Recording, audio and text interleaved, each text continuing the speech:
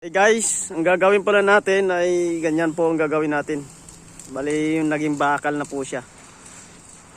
Bilib ako kay General Foreman kasi nakuha niya to sa mano-mano lang.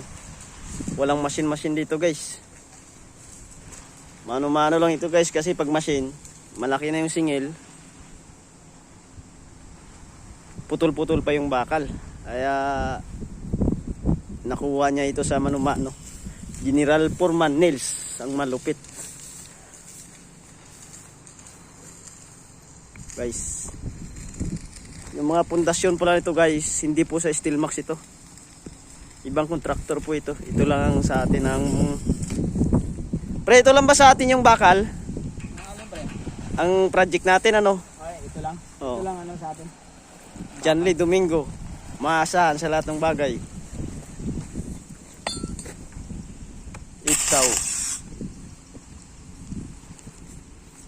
Guys, 5 pala yung project na ito. Ito sa Tansa ba ito pre? Tansa ba ito? Sa 3C. Ano to ng ano? Sakop ng Amadillo ano? Gen 3. Oh, Gen 3 sakop ng Amadillo to guys. Gen 3 boundary ng Amadillo. Oo, bundiri. Yung sa Paranaque may na-assign din doon. Siya ni Sir Alan, Foreman din yun, Sir Alan. Dito ang kasama namin dito, pinaka-head Foreman namin, General Foreman. Wala siya, nasa kotse siya ngayon, tulog yata. Papahinga. Tatlo po yan guys.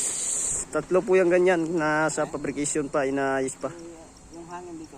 Laksa pa hangin. Pre, anong lalagyan ko kayo ng luna o ano, para malamig kayo dyan? No need na pre, No need na? Pre. Mamaya silong na kayo? Oo. Sige, silong na kayo, malapit lang naman eh. Kaya nainitan kayo, silong lang kayo.